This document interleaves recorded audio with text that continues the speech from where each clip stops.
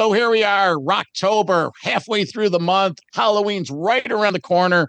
And no better way to celebrate Halloween than my buddy Sam Spade from the Midnite Devils from Chicago, Nebraska. Depends what day of the week it is. Sam, welcome back to Metal Mayhem ROC. How are you, buddy? It is awesome to be back. Vernomatic, thank you so much for having me. This is really, really cool. And it's like time just standing still and we're chatting again. Again, first time we had a chance to meet Sam was, I think it was March 23 down at the Rockin' Pod in Nashville.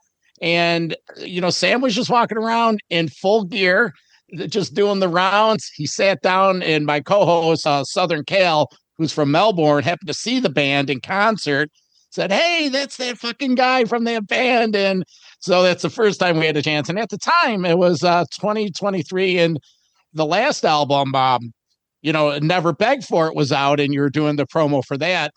But here we are. It's Rocktober 2024. Their third one just came out in July. So Hard It Hurts. Sam, get us up to speed. What's been going on since we parted in Nashville in 23? What's been going on with the band? I'm telling you, a ton of stuff has happened, and it's all been good stuff. And that's really the cool thing. Since we talked, we've toured the world about 2 or 3 times. In 2023, I think we did Europe. We did our tour in Australia, and we came back. We decided, man, I think the timing is right. Like, we need to set out the next chapter of the Midnite Devils and make the story, whatever the story that we're gonna tell for the next 2 years. We got to create that thing and kind of breathe life into the Midnite Devils and really push it to another level. And that's exactly what we did. In January, we recorded our third album, So Hard It Hurts, down in Florida, in like West Palm Beach area, with this awesome, amazing team of Rick Browdy, who you know from Double Live Gonzo, Ted Nugent, the first Poison record, the first Faster Pussycat record, and Cher Ross from Vixen, and Bam Ross from Dogs D'Amour. We recorded that record. We did a small American tour, did like the M3 Festival. We did a tour with Handsome Dick Manitoba from the Dictators, which was like a dream come true. Not the most successful tour, but one of the coolest tours we've ever done with just a rock and roll legend. After that, the album dropped on July 5th. And when it dropped, we were over in Australia again, kicking off a 3-week tour that took us all the way through the entire country. Following that, we jumped straight from Australia over to Japan and made our debut, 8 shows, 10 days in Japan. Following that, we did the UK and Norway. So, I mean, it's just been a ton of stuff, but it's all been really great and really cool stuff. Wow, Sam, that's really far. That's the other side of the world. That's impressive to get consistent work over there and to execute it. Anyone that's not familiar with the Midnite Devils, this press note say high energy, glam, slam, boogie woogie rock and roll band. Sam isn't in full makeup today, but in the video of this, I'll be inserting pictures of what the band looks like. But they're just define your look. Again, your full makeup. If you were to explain someone that has never seen Midnite Devils, how would you describe your look? We are, at the core of it, we are a glam rock party band. That's the easiest way to describe it. Now, that takes on a lot of different facets. I would like to compare it to we're this hyper party rock and roll band that kind of gets the pass to kind of do whatever we want and create whatever we want. These looks, this feeling, this atmosphere of complete and utter chaos, surrounded by having a good time. I mean, that's really what it is. It's kind of the Midnite Devils. I link it to, or I equate it to, it's this freedom that we get to travel and to be who we want to be and dress however we want to dress. And we kind of grew up listening to those rock and roll bands, Kiss, Ramones, Van Halen, all these great bands. So with Midnite Devils, we're like, how are we going to push this even farther? How are we going to, get people's attention? And we not only do it for ourselves, but we do it for everybody out there, those Kiss fans, those diehards, those guys that love this glam rock music. We're the only band that's out there that's playing, putting on lipstick, pink lipstick, and playing boogie woogie rock and roll. I mean, it's really that simple. We're the only guys that have the balls to do it. Yeah. There's some other acts out there. My guys, Danny and Chad and Wicked from up here in upstate New York. Absolutely. but even in their outlook, they've changed a little bit. They still subscribe to what you subscribe to, that Yep. 70s glam. They're big into Kiss, Thin Lizzy, the classics. But when you go to a Midnight Devil show, it's a three-piece band. The Yep. rest of the band, you got Sniper on guitar, Jimmy Mess on drums. You guys, you're a live band. Absolutely. Sure, the album, there's excitement in the album and it comes through, but when you go see them live, and some of the videos that I've seen, and even I mentioned my co-host Southern Cal saw you down in Melbourne, I think in the early 2023.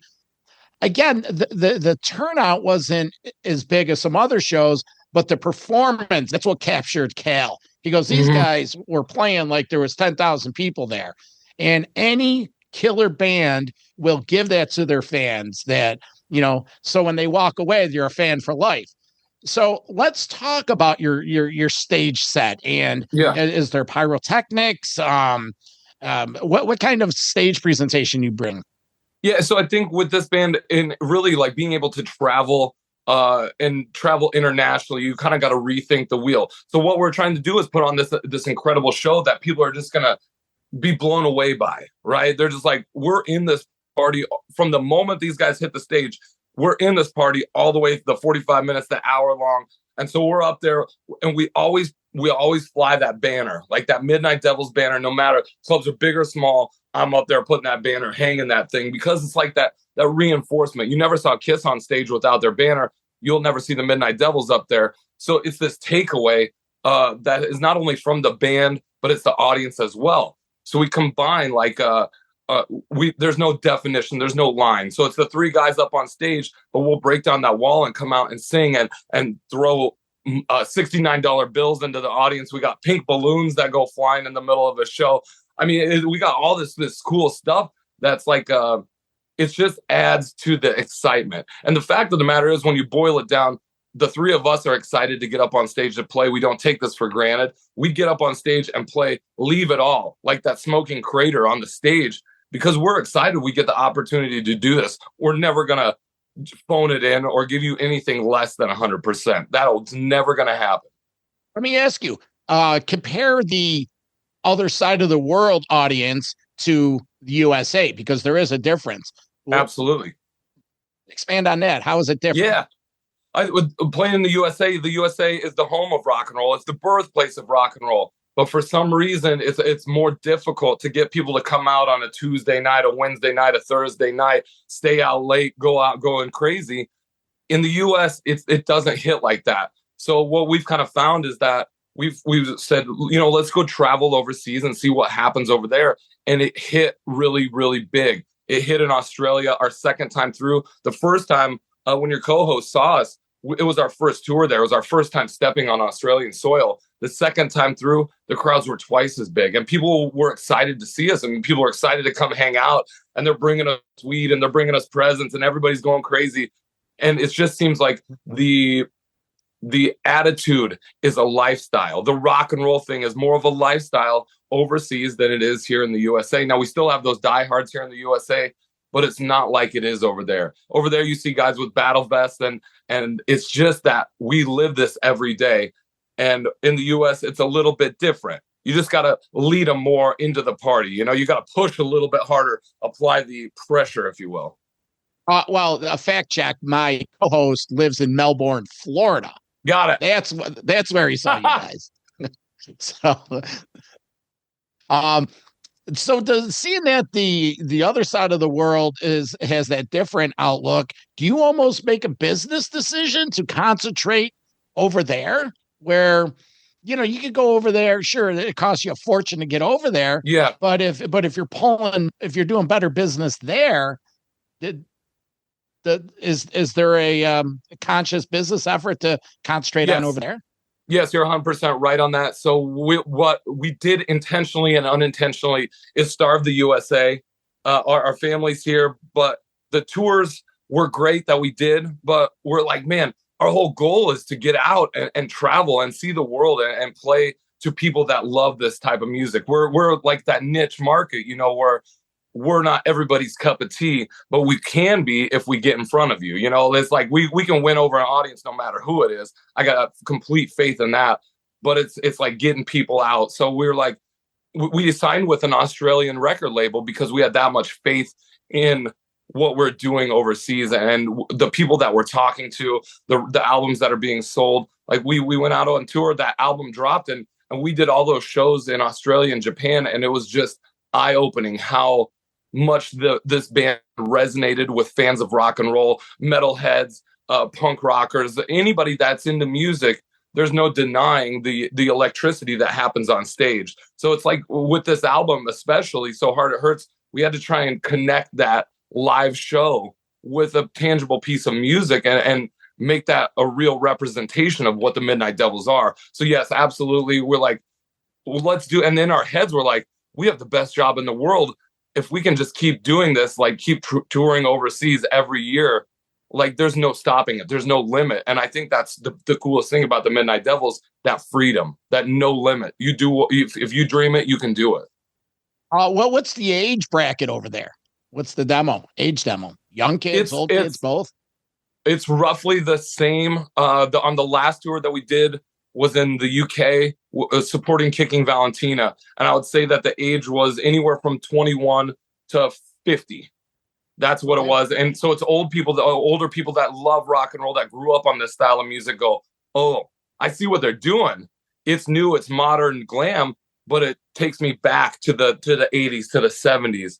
And I dig that. Where new kids, newer or younger kids are really finding this, and they're going, all right, this is the type of music that's not being played anymore. And especially with like HRH is a big festival in England, and these people kind of make like it's every weekend this festival happens, but it's this core group of people that love this style of music. And there's, thousands of them that come out to these festivals every year, every weekend.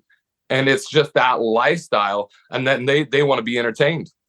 That's awesome. That's awesome. And the cool thing is it's old school kind of glam by younger people doing it.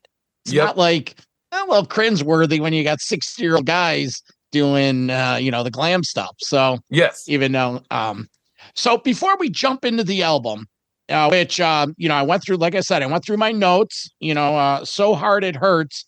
How many of these songs are you playing live? We've got 3 of them in the set currently. So we have a song, the new single, Get Laid. We have one called Left Leanin'. We have one called Shock the World. And we just introduced the title track, So Hard It Hurts. We've just finished it. We did it all at Soundcheck in Norway. And we were finally like, all right, I think the song is ready to kind of see the light of day. And that, I think, is the coolest thing. Doing so many shows over so many years, it still gets me excited when we were able to take a song and put it into our live set. Like that translation is still the most exciting thing, the best part of being in a band. I asked because the opening track, To the Hard Way. Yeah.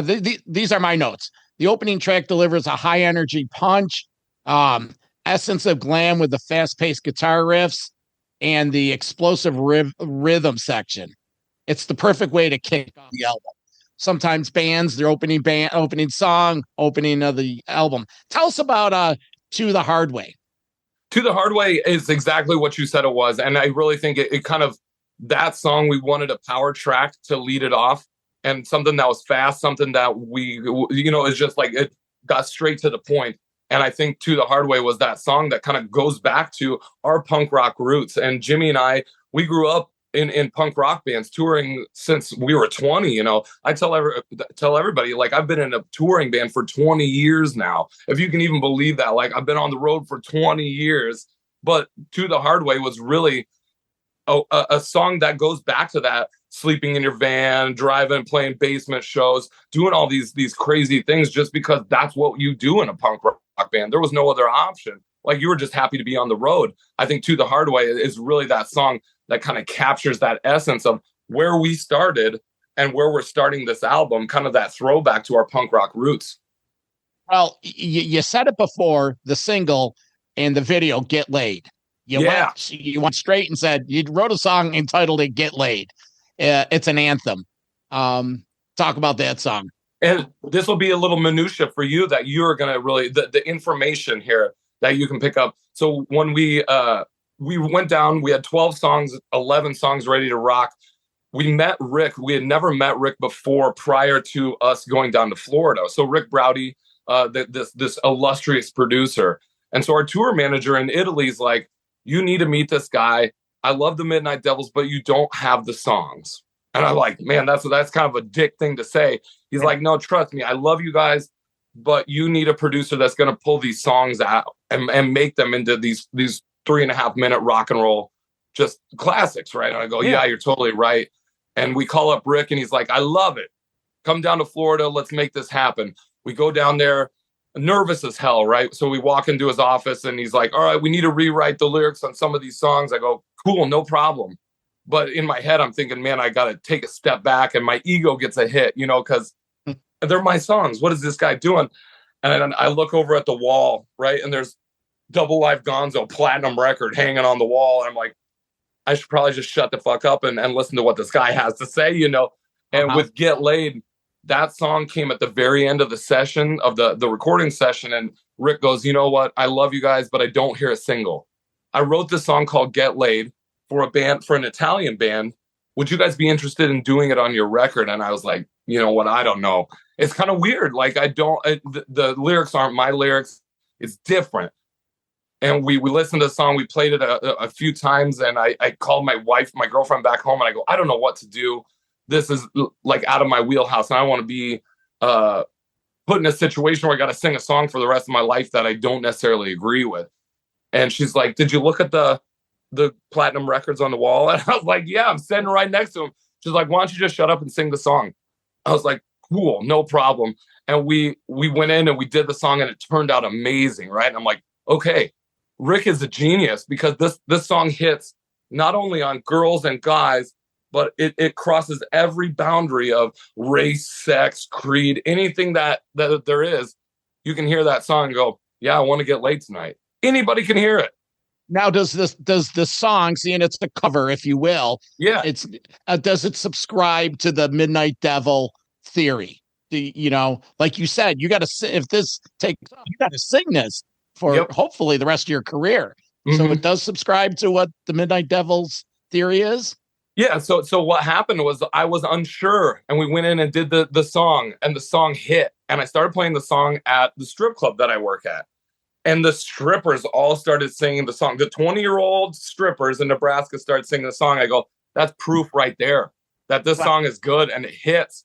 And we did the video, and the strippers went even more crazy in the video, right? And we shot the video at my strip club, and I was like, okay, Rick, you got it. Like, this song, it reminds me of that song Crazy Bitch by Buck Cherry. Everybody loved that song because it doesn't exclude anybody. It's universal. Well, you know what, Sam? I'm going to have to consult my colleagues, Danny Myers and Elon Thong from What's Hot in the Strip Club podcast. They're the largest strip club podcast. And believe it or not, what they talk about is the music in strip clubs. So I've listened to the podcast. Yeah. So I'll send a little plug their way. So do it, because I'm going to hit them up too and be like, here is the song that you've been dying for in the strip club. The rock and roll song. And that's the hardest thing in a strip club, is that rock and roll doesn't get the representation except for Crazy Bitch. That song I can play any night and people go ballistic. So I really feel like Get Laid is kind of in that vein. It's that same idea. Well, every year they run a contest, the Strip Club Hall of Fame top 5. Okay. And I think they did 1 and they did 2, and this year will be 3. And let me ask you, Sam Spade of Midnight Devils, what do you think the first 5-song class was for the Strip Club Hall of Fame music? What? So you're asking me what I think? Yeah, the first year, I think it was 2023. They held a contest and fan balloting, voting, in the top 5 strip club songs in the Strip Club Hall of Fame. Well, okay. They're all rock songs. Oh, they're all rock songs. Okay, perfect. Yeah, like Pour Some Sugar on Me. Sure. And it's all Yeah, Cherry Pie, You Shook Me All Night Long. Yep. It's like, so the rock genre is represented. I never knew Nebraska was such a strip club ballet hotbed. It absolutely is, and I don't mean like to go off on the strip club tangent, but I can talk about this for hours. And there's two takeaways. The first is that did you watch the Nothing But a Good Time documentary? Not yet. I've listened to the book on Audible, but Okay, that's on my viewing list.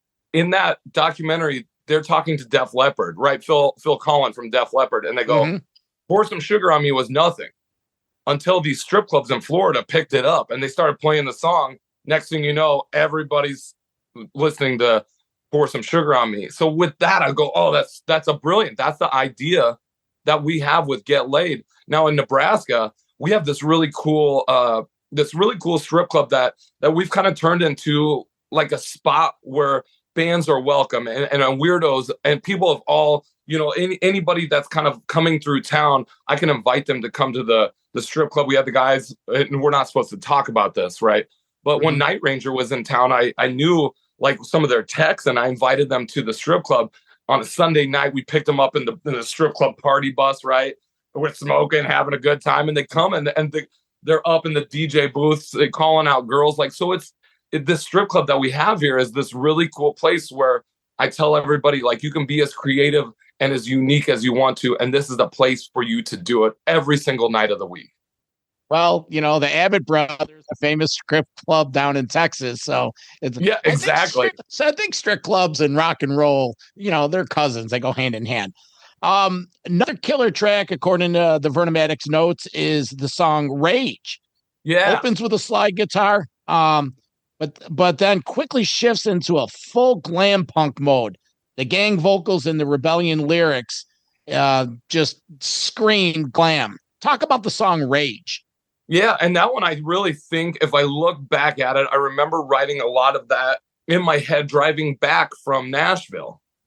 And just thinking in my head, like, this kind of, it's that rebellious, like, we're going to do what we want to do, no matter what you say. Like it, love it, don't like it, hate it. It doesn't matter to me. We're still coming. And the fact that you're listening is icing on the cake, So with the Midnite Devils, it's that take no prisoners attitude at all times. We're going to do what we want to do. And nobody can really tell us otherwise. Like tour managers have tried and headlining acts have tried to kind of bring it down a notch, but it's never going to work. And with this band, we just kind of realized we are who we are, the three of us, and we love each other. We're brothers. We're going to have a really good time being on tour, doing what a rock and roll band does best. And that's just causing trouble, having fun. And Rage is that in itself. Well, you opened the door. Let's talk a little bit about your brothers in metal. Yeah, Cyper on guitar and Tommy. How come Tommy Mess doesn't have a nickname? Jimmy. Jimmy. I can't even read my own scribble. Yeah, Jimmy. Tell us about your brothers in metal. How long you guys been together? So Sniper and I, we have been together for almost 15 years now. We started in a band called 3D in Your Face, which was the precursor, was the 80s hair metal tribute band that released 2 albums of original material. It was the precursor to the Midnite Devils. Sniper and I have been together that long, just kind of brothers in arms. We've wrote together, we've lived together, we've done everything together for 15 years. And I think that really shows in our songwriting, the way that we operate, the way that we work. Jimmy Mess was, he came into the picture. He was actually the second drummer of the Midnite Devils. We had a guy who didn't even last 6 months in the beginning, had a really bad drug problem and couldn't hang. It was really that simple. Like, you're in the Midnite Devils, you have a bad drug problem. And it was so bad that you couldn't even hang, right? Like, we wouldn't have cared if you had a drug problem, but it was so bad that you couldn't even hang. So Jimmy, we called Jimmy, and he lived in Chicago at the time. We were in the middle of a tour. He's like, bro, I'd love to do the rest of the tour. All you got to do is drive to Chicago and pick me up, which is no easy feat in the Midwest. That's like 24 hours of driving, but he was in, and he was in from that very first day, learned all the songs in the van ride, and has been in this band. And we call him the heartbeat. He's the glue that holds us all together. He lives in New Orleans now, but he's the rock and roll space alien, where Sniper is the guy that's kind of our musical director and holds us all accountable to not suck on stage. He's like, have your ass ready, because we're gonna do this. And if you mess up, you're gonna hear about it. Jimmy is like that glue that kind of just seeps in, but keeps everything in place. Yeah, well, he's corporate of the band. He's not there That's to. right. Now the band, obviously, most of these songs are between 3 and 5 minutes in length. You hit them and you get out. And you're not short on anthems. But the one track, One More Night, this is an anthem. Is this in the set? And let's go to my notes. It's all about attitude and swagger.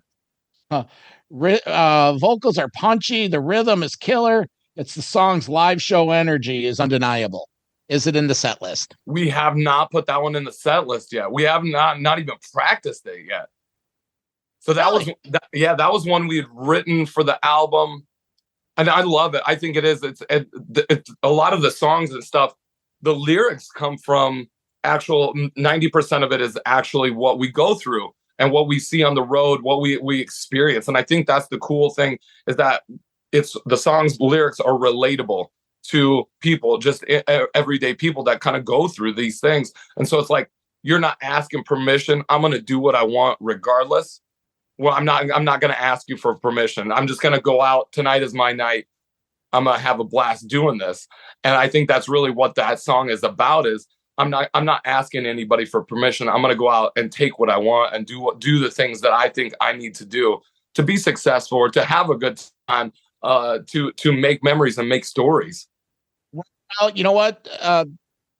I got the impression, it me, and I had that feeling it should be a live song. So maybe I'll tell Sniper. We'll put it in. He loves that song. It's his favorite song off the album.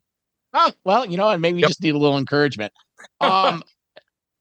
Devil's Unstoppable, your road anthem, your road. Yep. Tell us about this song. My notes. Let's see. Lyrics about life on the road, their passion for rock and roll. It's a fitting anthem for this band. Heavy riff is in relentless energy. Seems to be the common denominator on a lot of these Midnite Devil songs. But again, these are just my interpretations. And so tell us about this song. You're totally right. And the line in that song, that the kicker line is like, we couldn't even make this shit up if we tried. Right. So with the Midnite Devils, it's never as easy as like you get in a band and you go on tour. No, there's always stuff that happens, like the most impossible things. And I'm thinking like the stories that we have, even on the last tour in the UK, like I lost my jacket that had my passport in it. My leather jacket got disappeared. It was the first night of the tour and I thought, this is it. I'm the guy. I'm the other that messed up the whole entire tour. We found the jacket. It was fine. Nothing happened. But for 6 hours, I was calling the U.S. Embassy thinking, how am I going to do this? Like, I'm stuck in the UK. We got to go to Norway. I don't even know what I'm going to do. And that's just one tour. Like the tour before that, our tour manager flushed the keys to our rental car down the toilet in Australia, like after a gig, So we're like, whatever can happen is always going to happen with the Midnite Devils. We have these incredible stories from gun battles at our shows, the owners shooting off guns and people just going crazy, to flushing the keys down the toilet, losing your passport. All these insane things are part of what being in a great rock and roll band is about. And so what we're kind of trying to do is tell that story. So rewind here. You lost your passport, you found it, and I'm sorry, that 6 hours it must have really sucked. Would you do moving forward? Did you change procedure on passports? Did you so that would never happen again? No, it was basically what it turned into is a 2-week long running joke of every time you saw another guy in the band, they would be like, do you have your passport? Do you have your passport? Do you have your passport? And you'd be like, I have it. Thanks for asking. So it all turned into a joke and where it's like nobody could lose anything on the tour, because if you did, you were the butt of relentless jokes. And so that's what this is, that whole thing. And I go back to that song thinking, if we could make it up, like people wouldn't even believe the stories that we have and the insanity that we go through just on a normal tour. So I always think like when we're starting a tour, there's going to be something ridiculous that's going to happen. Some giant mountain that we're going to have to climb, that we're going to have to get out of this hole to get back on track. And that's kind of the name of the game with the Midnight Devils. What ridiculous thing is going to happen that we're going to have to overcome? Well, that's so true. That's life, right? Yeah, absolutely. And it's represented in this band. And I think that's like the coolest thing ever, because it's never boring. And if it was boring, nobody'd be interested. So with this band, it's always just like the most ridiculous thing that could happen is going to happen. Just prepare yourself for it. Oh, sure. All right. The last song, Too Much. These are my notes. Killer closer. Fist pumping, guitar driven beast of a track. High energy from start to finish. Roaring vocals. Carefree, pounding drums. Yeah. Tell us about this song. Too Much is there a reason why it's the last song?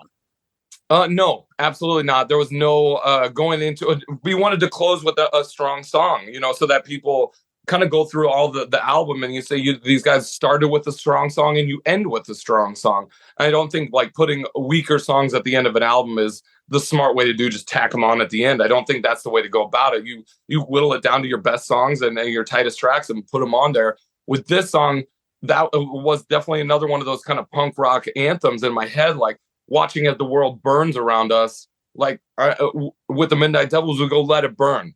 Let's see what happens. Let it burn. We're going to have a good time doing it. And if tomorrow is not like guaranteed. So tonight we're going to live like there is no tomorrow. It's really that simple. Like we're going to have a blast. We're going to go out in that ball of flames no matter what.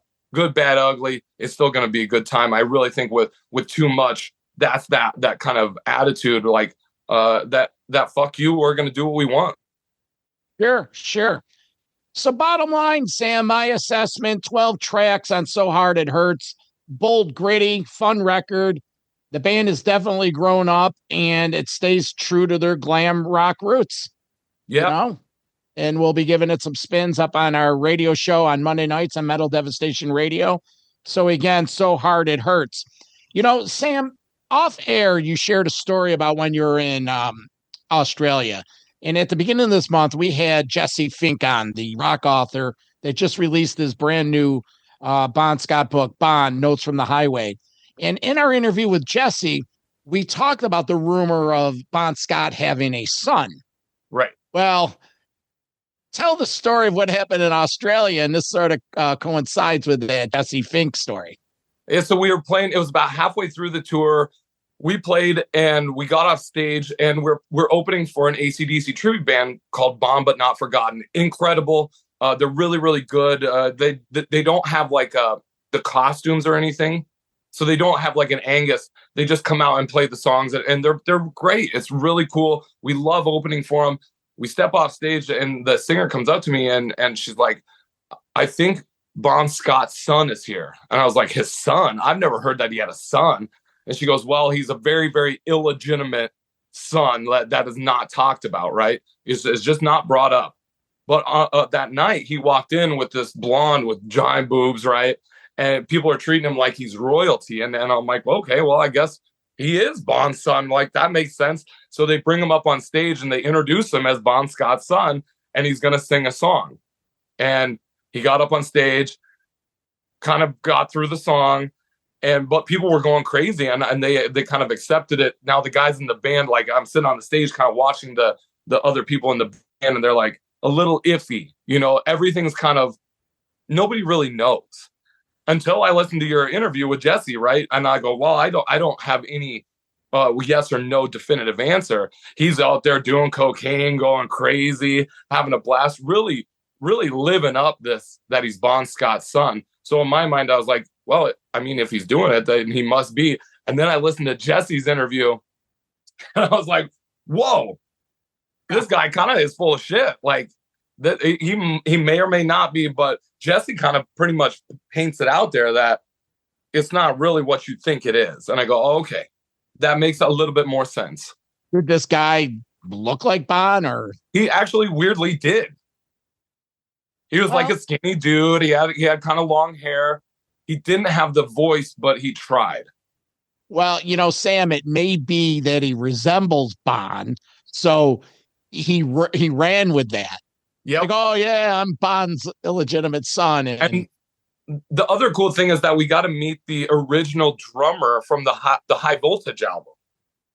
And that was one of the cooler things too. He came up and played with this AC/DC tribute band, the original drummer, and I believe his name's Tony. Okay, I only knew the original singer. Damn. Yeah. So and that's another thing is that Tony owns like a pizza shop in Australia, but he came out and did a couple shows with the AC/DC tribute band, and they introduced us, and I'm like, this is like the coolest thing ever. He got up and played High Voltage with them, and you're listening to High Voltage played by the guy who was in the studio writing that song with AC/DC. Very, very cool. And the AC/DC fans that came to this show were just so cool, right? Like, you became part of the family, the AC/DC family, just by supporting this tribute band. And I thought that was one of the coolest things ever. The stories that they all had was just monumental. That's awesome. That's other side of the world. It's yeah. Wow. So Sam, hey, how can people stay in touch with Midnite Devils? It's super easy. We're very active on all of our social medias. So Facebook, Instagram, we're on X. You can go to the midnitedevils.com is the best place to go and check out. We got a bunch of merch that's available, t-shirts, CDs, the brand new album, So Hard It Hurts. We're working on a vinyl release right now. So Get Laid has a companion to it, which is the Get Laid dance single. See, we're really pushing the strip club thing if you didn't catch it. So the next vinyl that comes out will be Get Laid with a B-side of the Get Laid dance single, which is like a 6-minute long version of the song. But I think the takeaway is that we love putting out really, really cool merchandise, like stuff that we wanted our favorite bands to put out, like great vinyl, new singles, like colored stuff, all this, anything that we can think of, we're going to kind of put out. Like, I'm a huge Kiss fan, so you kind of take a page from that Kiss book of great images, great artwork. Let's put it on something and make it our own. I see on your website you have a December 7th show in Florida, yes. I believe. Any U.S. dates? We're October. What's the U.S. touring landscape look like? Any dates? Yeah. So December 7th, actually, it's in Cincinnati. Cincinnati, okay. Ohio, Kenny Ozfest. We played it last year. Sold out, and they cap it at like 500 tickets. And they're planning another sellout for this year. This is a big all-day festival, and we're headlining it this year. Last year we played with Billy Morris from the guitar player Warrant, the original guitar player Warrant. Yeah. So our plan is, since we starved the U.S. for so long, I think in 2025 we're going to come out with a big U.S. tour and kind of do a big party for all of our friends that we didn't get to celebrate with last year. And so it's going to be the U.S. Support of the new album, So Hard It Hurts. We're going to try and do as much as we can in the U.S. We're going to go back to Europe. We're going to go back to Australia. We're going to go back to Japan. Like, the outlook is big, and we want to just keep doing it as much as we can. Like you said, we're a road band. We're a live band. That's where we kind of we flourish, and we do our best work when we're just cruising down the highway or flying in the airplane or just up against the odds. That's what this band is we just want to work and we want to have fun doing it. Well, next spring when you get into the U.S., look me up. Maybe we'll get you up to Rochester, a Metal Mayhem, ROC, Midnite Devil. Yeah, that would be cool. Show. We've dipped our toe in club promoting. We've promoted a couple Dokken shows. We did Raven a couple years ago. Metal Mike Classic was up here. So we've been known to do it. I'm always just looking for the right show to do. Yeah, that'd be awesome. That'd be really cool. Yeah, we got some cool, you ever been to Rochester, New York? No, we've only been to like Schenectady and kind of the Buffalo area, but that's about it. Okay, so you've been to Buffalo. Yeah, we played outside of Buffalo in, I can't even remember, some smaller town outside of Buffalo, but we stayed kind of right in that area. Some just tiny little place. And it was like a gig that I called up the guy like the day of, and I'm like, we need a show. He's like, come on up here and play. Yeah, well, you know what? When you have your routing going, the invite's there. We'll stay in touch and we'll do it. So, again, the album So Hard It Hurts came out in July 5th. It's out there. Sam Spade, thank you for coming in and spending the afternoon with us. We appreciate it. Hey, Verno, I appreciate it. It's a pleasure talking to you, and really a pleasure listening to the podcast. The whole thing is really cool. That we can tie it all together. I really like that. And I was listening to it with my soon-to-be wife, and I go, we're listening to that AC/DC thing, and I go, I have an interview with him next week. She's like, get out of here. That's so cool. Well, I have to give props to Carrie is your girlfriend's Carrie, name? Yep. We're friends on Facebook, and she does nothing but support the band, and she's there. And any good rocker needs a great supporting cast. Yeah. And props to Carrie. And I don't want to get too personal, but put a ring on that finger, man. I am in May, and that's the thing is, like, she jumped into this beast, this animal that is the Midnite Devils, unknowing about how wild and it like doesn't end. It's not like you do a tour and then you go, okay, that's it, I'm gonna be home for a while. No, you just keep going, and the tours keep happening, and the work that you do in the off season is just preparing for the next tour. So she jumped into this thing full force and has been just gas pedal down the whole entire time, and I can't thank her enough for that. Props to her. All right, hey, listeners, remind you to get up to the metalmayhemroc.com website, check out the merch page. I just got proofs from my designer on winter hats and gloves. Hoodies are there, and, check out some past episodes. Again, for my guest, Sam Spade, the Midnite Devils, get out there, support the band, and always remember to keep it heavy. I'm the Vernomatic. This is Metal Mayhem. Metal for life. Thank you for listening to Metal Mayhem ROC. Check out our website at metalmayhemroc.com for information on podcasts, archives, links to all our live radio shows, and all sorts of info. Please like, follow, and share with everyone, even your non-metal friends. And always remember to keep it heavy.